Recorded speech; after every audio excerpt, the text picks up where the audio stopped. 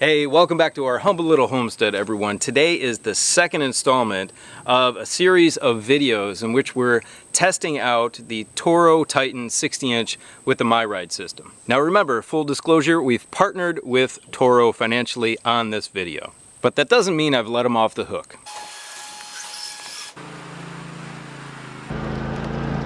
So today we're going to talk about three specific things with this mower. One, how its speed has increased my productivity here on my homestead. Two, how its toughness is, how it's held up after almost 20 hours of abuse on this property. And three, we're going to put it through 2 cut quality tests for you. And lastly, I'm actually going to talk about a few challenges that I've had with the mower itself.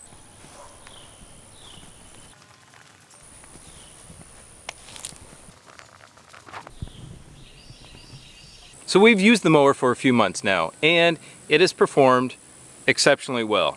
We're really impressed with it. We have about 19 hours on it so far. So first thing I want to talk about is its durability, its toughness. And honestly, we cannot find any flaw in it. And our property is extremely rough. If you watch the first video, which you can go check out right here, you saw us beat it up pretty good on a very rough terrain. Our property is 8 acres, we mow about 5 of it, and we have tree stumps, we've got tree roots, we've got a whole bunch of undulations in the property where you just bounce all over the place, and it really beats on any mower that you can possibly bring out here. Here's an example of a tree root that I have on my property, and these are all over the place. So the Myride system and the durability of this mower are really important because of things like this.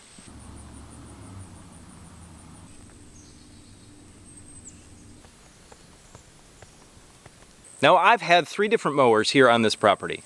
The first one I acquired from the old homeowner, which is a John Deere Z255. The second one I purchased myself, which is the Exmark Quest S. It's a 50-inch deck, and then the one that Toro and I partnered on. Now the 3 are not a straight line comparison. I'm just telling you from my experience here what works for this homestead and for this type of situation, large acreage with rough terrain.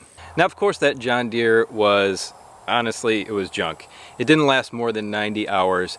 It had a really thin structure to it, really thin tube steel, and it's just not built for a property like this. The previous homeowner didn't understand that. I didn't understand that when I purchased it from him. All I knew is I needed to cut the grass. So in all honesty, my Exmark is handling things really, really well. But the way the deck is attached to the frame is going to wear over time.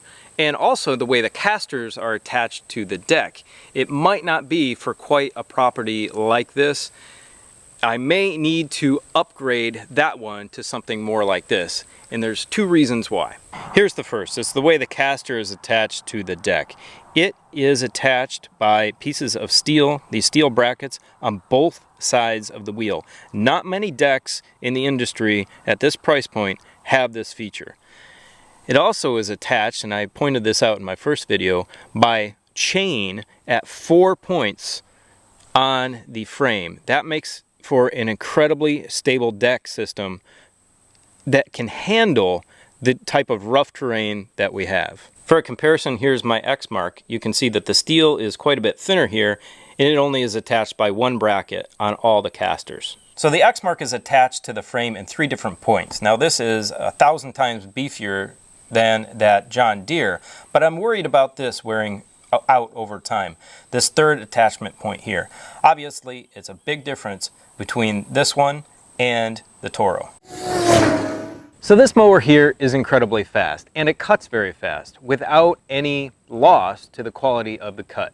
And that has helped me out so much in my production here on the homestead. What do I mean by that? I mean, I have a lot of work to do, and cutting the grass is a big task if you don't have something that can be incredibly efficient and very fast at cutting that grass.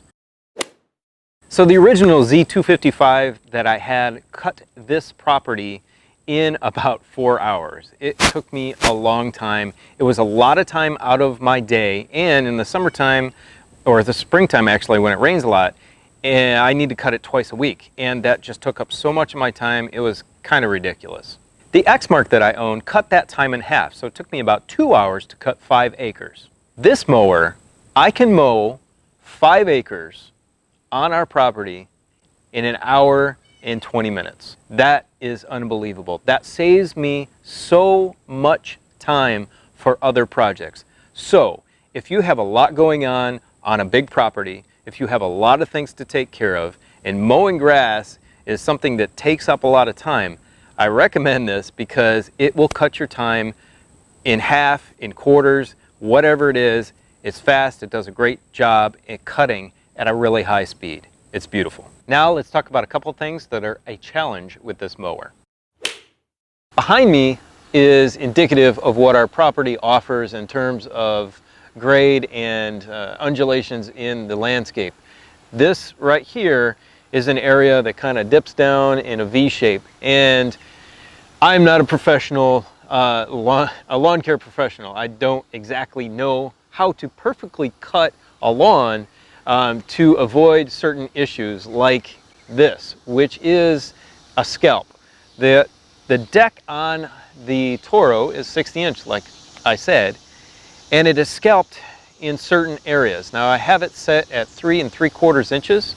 Yes, I can raise it higher, and that may prevent it, but I believe it might be because the deck size is a little too big for our property. Let me explain that. So I'm really fortunate. I have access to talk to the Toro engineers whenever I need to because they want to know what's going on with the mower. So we concluded that it's actually the width of the deck and the length that it sticks out from the edge of the tire to the edge of the deck here. On my Exmark, it barely sticks out at all. So since my property is so uneven, that's just the way it rides. It's too wide, actually. So I recommend if you have a country property that you have a lot of just bumps and undulations in the soil and it's just completely uneven, I would actually go for a smaller deck if you don't want it to scalp. So we have 2 tests for you today. We're going to run it through some extremely long, tough Bahia hay grass, show you how it performs, and then we're going to run it on something really nice and flat and groomed up by the house, and also show you the cut quality there.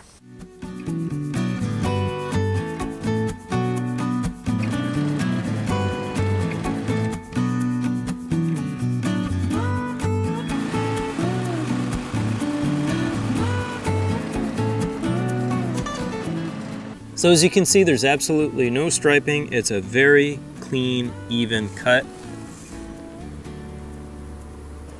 There's the cut line.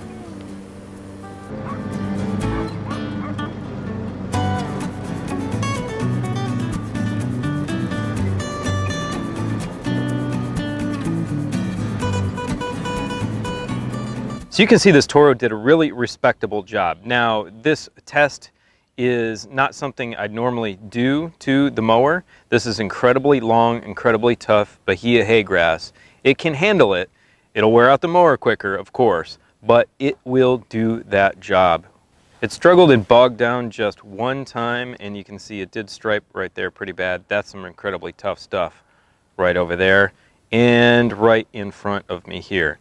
But overall, it really knocked it down. This is about 2.5 feet, probably even more in some areas, 3 feet tall, Bahia hay grass. Nasty, nasty stuff.